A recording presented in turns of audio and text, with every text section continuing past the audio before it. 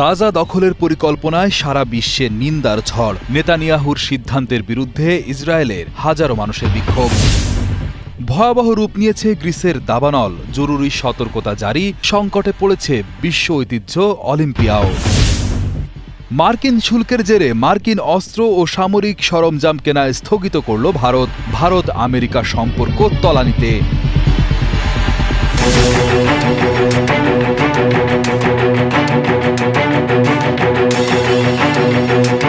গাজা শহর দখলের প্রস্তুতি নিতে শুরু করেছে ইসরায়েলি বাহিনী। সাজিয়ে রাখা হয়েছে ট্যাঙ্ক, এমনটাই জানিয়েছে ইসরায়েলের নিরাপত্তা মন্ত্রিসভা। দক্ষিণ ইসরায়েলের গাজা সীমান্তের কাছে ভারী অস্ত্রশস্ত্র ও সামরিক যান ঘন বসতিপূর্ণ এলাকায় প্রস্তুত আছে। ৮ অগস্ট দেখা যায় বিশাল ট্যাঙ্ক আর সাজোয়া যান সীমান্তের কাছে অবস্থান করছে, যেন যে কোনো সময় অভিযানে নামবে। একজন সিনিয়র কর্মকর্তা জানিয়েছেন, ৭ অক্টোবর ২০২৫ হামাসের হামলার ২ বছরের মাথায় গাজার সব অধিবাসীকে দক্ষিণাঞ্চলের কেন্দ্রীয় শিবির বা অন্যান্য নিরাপদ এলাকায় সরিয়ে দেওয়ার নির্দেশ দেওয়া হবে। এরপর শহরে অবরুদ্ধ অবস্থায় স্থল অভিযানের মাধ্যমে হামাস যোদ্ধাদের দমন করা হবে। নেতানিয়াহুর পরিকল্পনা অনুসারে প্রথম ধাপে গাজা শহরকে ঘিরে শক্তিশালী নিরাপত্তা বলয় গড়ে তোলা হবে। নিহত ও জীবিত সব ফিলিস্তিনি বন্দীদের প্রত্যাবর্তন করা হবে। হামাসকে গাজা থেকে সম্পূর্ণভাবে মুছে ফেলা এবং গাজা উপত্যকার সামরিকায়ন সমাপ্ত করা। যুদ্ধ সমাপ্তির জন্য ইসরায়েলি ৫টি শর্ত হল: হামাসকে নিরস্ত্র করা, বন্দীদের ফিরিয়ে আনা, গাজার সামরিকায়ন বন্ধ করা, ইসরায়েলের নিরাপত্তা নিয়ন্ত্রণ প্রতিষ্ঠা এবং হামাস বা ফিলিস্তিনি কর্তৃপক্ষের বাইরে নতুন একটি সিভিল প্রশাসন গঠন করা। নিরাপত্তা মন্ত্রিসভা জানিয়েছে, আইডিএফ বা ইসরায়েলি প্রতিরক্ষা বাহিনী গাজা শহর দখলের প্রস্তুতি শুরু করবে এবং যেসব বেসামরিক এলাকাদি যুদ্ধক্ষেত্র নয় সেখানে মানবিক সহায়তা পৌঁছে দেওয়া হবে।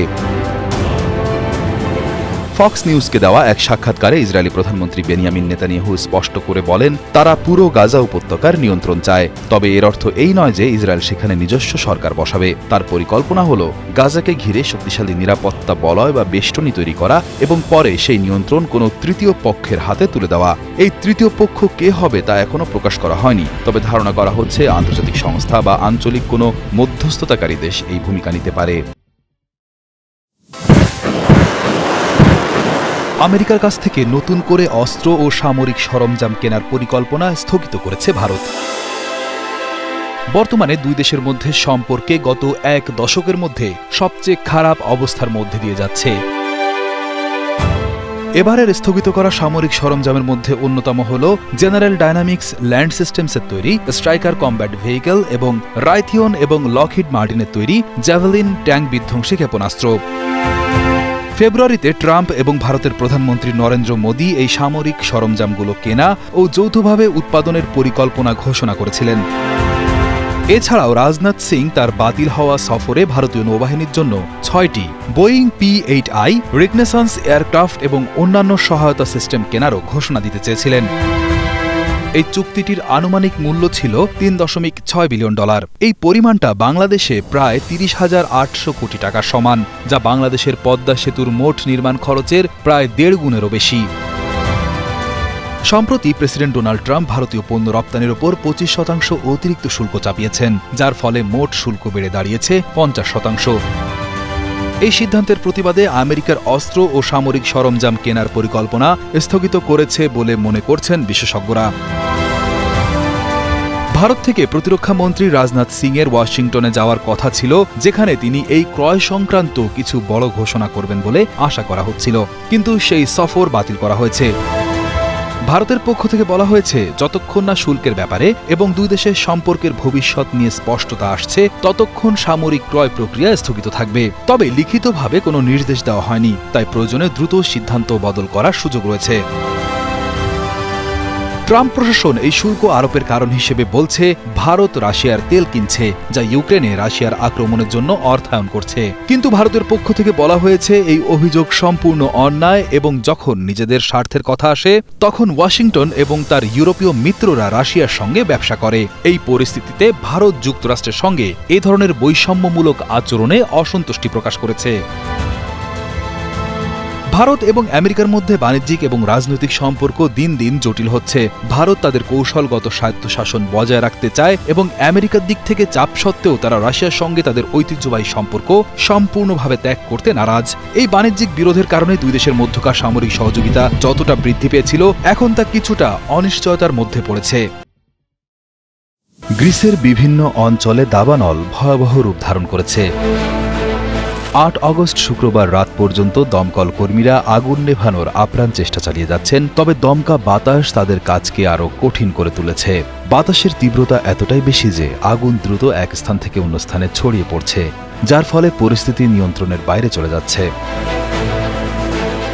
ফায়ার ব্রিগেড জানায়, বাতাসের গতি ঘণ্টায় প্রায় ৮০ কিলোমিটার, যা আগুন নেভানো প্রায় অসম্ভব করে তুলেছে। অনেক বাড়ি, খামার ও বনভূমি পুড়ে গেছে। দক্ষিণ পশ্চিমের ঐতিহাসিক অলিম্পিয়া এলাকায় বন ও জলপাই বাগানে আগুন লেগেছে। হাওয়ার তীব্রতায় ফেরি চলাচল বন্ধ হয়ে গিয়েছে। মিলোস দ্বীপে সমুদ্রে পড়ে ২ পর্যটক মারা গেছেন। বিশেষজ্ঞরা বলছেন, জলবায়ু পরিবর্তন ও শুষ্ক আবহাওয়ার কারণে আগুনের ভয়াবহতা আরও বাড়াচ্ছে। ৯ আগস্ট গ্রিসের ৬টি অঞ্চলে অত্যন্ত উচ্চ আগুনের ঝুঁকি ঘোষণা করা হয়েছে। কেরেটেয়া ছাড়াও দেশটির দক্ষিণ পশ্চিমে অবস্থিত প্রাচীন অলিম্পিয়া অঞ্চলেও আগুন জ্বলছে। সেখানে বনভূমি এবং প্রচুর জলপাই গাছ পুড়ে যাচ্ছে। জলপাই গাছ গ্রিসের অর্থনীতি এবং সংস্কৃতির জন্য অত্যন্ত গুরুত্বপূর্ণ। এসব গাছ পুড়ে যাওয়া মানে দেশের প্রাকৃতিক সম্পদের পাশাপাশি অর্থনৈতিকভাবেও বড় ক্ষতি হচ্ছে। যেখানে দাবানল জ্বলছে তা অলিম্পিক গেমসের জন্মস্থান হিসেবে পরিচিত। এই অঞ্চলে অগ্নিকাণ্ড শুধুমাত্র প্রাকৃতিক বিপর্যয় নয়, এটি বিশ্ব ঐতিহ্যের জন্য একটি হুমকি। গ্রিস জলপাই তেল উৎপাদনের জন্য বিখ্যাত। হাজার হাজার জলপাই গাছ পুড়ে যাওয়ায় দেশটির কৃষি খাতে বড় ধরনের ক্ষতি হবে। You have been my friend for a long time, and congratulations on having done a great job. Thank you. ভারতের পণ্যের উপর ৫০% শুল্ক আরোপের পর যুক্তরাষ্ট্রের প্রেসিডেন্ট ডোনাল্ড ট্রাম্প ভারতের সাথে যে কোনো ধরনের বাণিজ্য আলোচনা বাতিল করেছেন। এরই মধ্যে ২৫% শুল্ক কার্যকর হয়েছে এবং আগামী ২৮ আগস্ট থেকে রাশিয়া থেকে তেল কেনার শাস্তিস্বরূপ বাকি ২৫% শুল্ক কার্যকর হবে। ট্রাম্পের মতে এই শুল্ক বিরোধের সমাধান না হওয়া পর্যন্ত ভারতের সাথে কোনো বাণিজ্য আলোচনা সম্ভব নয়। মার্কিন প্রশাসনের এই কঠোর অবস্থানে দিল্লি কার্যত দিশেহারা। Mr. Donald Trump. এই ঘটনা ভারত ও আমেরিকার মধ্যকার বাণিজ্যিক সম্পর্কে একটি নতুন উত্তেজনা সৃষ্টি করেছে। ভারতের পক্ষ থেকে বিভিন্ন পণ্যে অতিরিক্ত শুল্ক আরোপের প্রতিবাদ জানানো হলেও ট্রাম্প প্রশাসন তাতে কর্ণপাত করেনি। ভারতের রপ্তানিকারকদের জন্য এই ৫০% শুল্ক এক বিরাট ধাক্কা। উদাহরণস্বরূপ, যদি কোনো ভারতীয় পণ্য আমেরিকায় $১০০ বিক্রি হতো, এখন তার দাম বেড়ে দাঁড়াবে $১৫০। এই অতিরিক্ত $৫০ বোঝা হয় ভারতীয় রপ্তানিকারককে বহন করতে হবে, নয়তো মার্কিন ক্রেতাকে। এর ফলে মার্কিন বাজারে ভারতীয় পণ্যের চাহিদা কমে যাওয়ার আশঙ্কা রয়েছে। ৫০% শুল্কের দুটি অংশ রয়েছে, যার ২৫% ইতোমধ্যে কার্যকর হয়েছে, আর একটি ২৫% আগামী ২৮ আগস্ট থেকে কার্যকর হবে। যদি কোনো ভারতীয় পণ্য ১,০০০ টাকায় আমেরিকায় রপ্তানি করা হয়, তাহলে প্রথম দফায় সেই পণ্যের ওপর ২৫০ টাকা শুল্ক যুক্ত হবে, দ্বিতীয় দফায় আরও ২৫০ টাকা যুক্ত হবে, আর মোট শুল্ক দাঁড়াবে ৫০০ টাকা। এটি ভারতীয় মুদ্রার হিসেবে বড় একটি পরিবারের এক সপ্তাহের বাজারের খরচের সমান। এই শুল্কের ফলে শুধু ব্যবসায়ীরাই নয়, সাধারণ ক্রেতারাও ক্ষতিগ্রস্ত হবেন, কারণ এই অতিরিক্ত খরচ শেষ পর্যন্ত পণ্যের দাম বাড়িয়ে দেবে।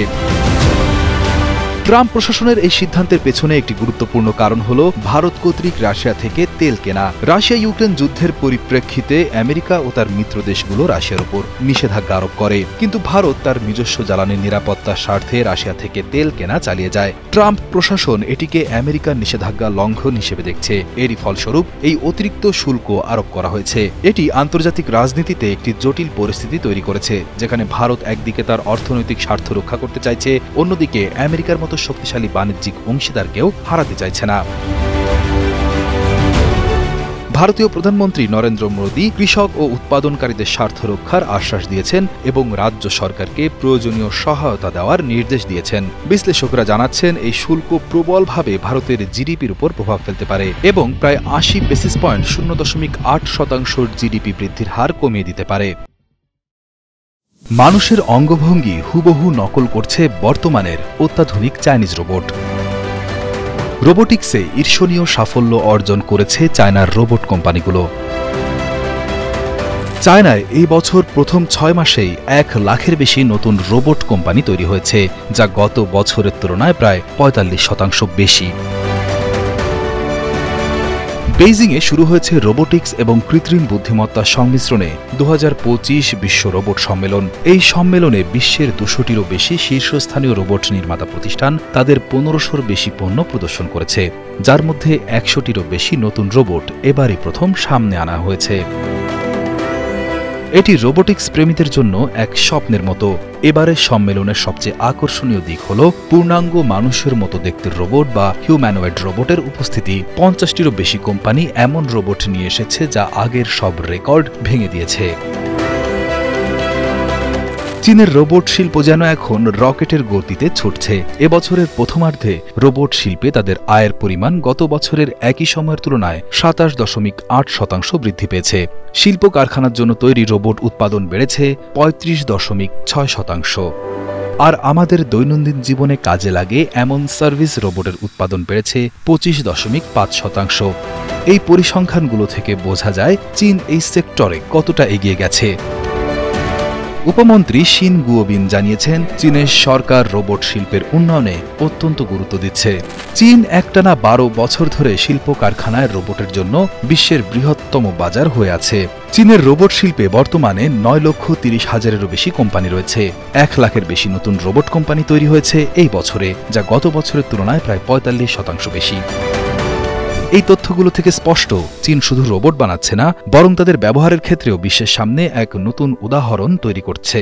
শিল্প থেকে শুরু করে নিত্যদিনের জীবন পর্যন্ত সব ক্ষেত্রেই রোবটের ব্যবহার বাড়ছে। এবারের সম্মেলনটির মূল প্রতিপাদ্য বিষয় হল রোবটকে আরও স্মার্ট করে তোলা এবং মানুষের মতো দেখতে রোবটকে আরও বুদ্ধিমান করা। চীনের ইলেকট্রনিক্স ইনস্টিটিউটের চেয়ারম্যান জু শিয়াওলান বলেছেন, এই সম্মেলন থেকে আমরা রোবোটিক্সের ক্ষেত্রে ভবিষ্যতের দিক নির্দেশনা এবং নতুন নতুন উদ্ভাবন সম্পর্কে জানতে পারব। 20টি দেশ থেকে 10,000-এর বেশি প্রতিযোগী এই প্রতিযোগিতায় অংশ নিচ্ছে, যা এই সম্মেলনকে একটি আন্তর্জাতিক মিলন মেলায় পরিণত করেছে।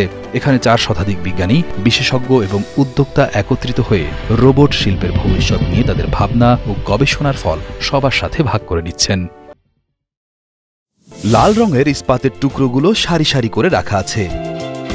দেখে মনে হবে যেন আইফেল টাওয়ারকে কেউ খুলে রেখেছে এবং পুনরায় জোড়া লাগাতে ভুলে গেছে। তবে এটি কোনো ভাঙা স্মৃতিস্তম্ভ নয়, বরং বিখ্যাত স্থপতি গুস্তাভ আইফেলের আইকনিক আইফেল টাওয়ারের একটি ছোট সংস্করণ। 77 বছর বয়সী জিন ক্লদ ফ্যাসলার এবং তার 22 বছর বয়সী নাতি কিলিয়ান অ্যান্টেনাট এই চমৎকার কাজটি সম্পন্ন করেছেন। দাদা ফ্যাসলার সারা জীবন লোহালক্কর নিয়েই কাজ করেছেন। গত 8 বছর ধরে তারা দুজন মিলে সান্তে ক্রো মাইনাস শহরে গুস্তাভ আইফেলের 1889 সালের মূল নকশার উপর ভিত্তি করে এই টাওয়ারটি তৈরি করেছেন। ফ্যাসলারের মতে তিনি দীর্ঘকাল ধরে গুস্তাভ আইফেলের একজন বড় ভক্ত। আইফেল টাওয়ার বিশ্বের সবচেয়ে বিখ্যাত স্মৃতিস্তম্ভ, তাই এটি তৈরি করতে চেয়েছেন তিনি। এই ইস্পাতের কাঠামোটি প্রায় 98.5 ফুট উঁচু। এটি মূল টাওয়ারের উচ্চতার 10 ভাগের 1 ভাগ। মূল আইফেল টাওয়ারটি 330 মিটার বা 1083 ফুট উঁচু। ফ্যাসলার 1889 সালের আইফেলের মূল নকশার একটি পুনর্মুদ্রণ খুঁজে পেয়েছিলেন, যার উপর ভিত্তি করে তারা এই বিশাল কাঠামোটি তৈরি করেছেন। 8.5 টন ওজনের স্তম্ভের উপর দাঁড়িয়ে থাকা এই টাওয়ারটি তার মূল নকশার প্রতি শ্রদ্ধা জানাচ্ছে। যদিও এখন দাদু ফ্যাসলার বয়সের কারণে ওয়েল্ডিংয়ের কাজ করতে পারেন না, তবুও তিনি নাতির কাজ তদারকি করেন। অন্যদিকে নাতি অ্যান্টেনাট 3D digital modelling, laser cutting, welding এবং অ্যাসেম্বলির মতো আধুনিক কাজগুলো দক্ষতার সাথে সামলান। মাত্র 14 বছর বয়সে অ্যান্টেনাট তার দাদুর কাছে শিক্ষানবিশ হিসেবে যোগ দেন এবং সেখান থেকেই এই কাজটি শেখেন। অ্যান্টেনাট জানান, মাত্র 2 জন মানুষ হওয়ায় তিনি অনেক কিছু শিখতে এবং করতে পেরেছেন। ডিজাইন, ড্রয়িং এবং অ্যাসেম্বলি সহ সব কিছুতেই জড়িত থাকার সৌভাগ্য অর্জন করেছেন।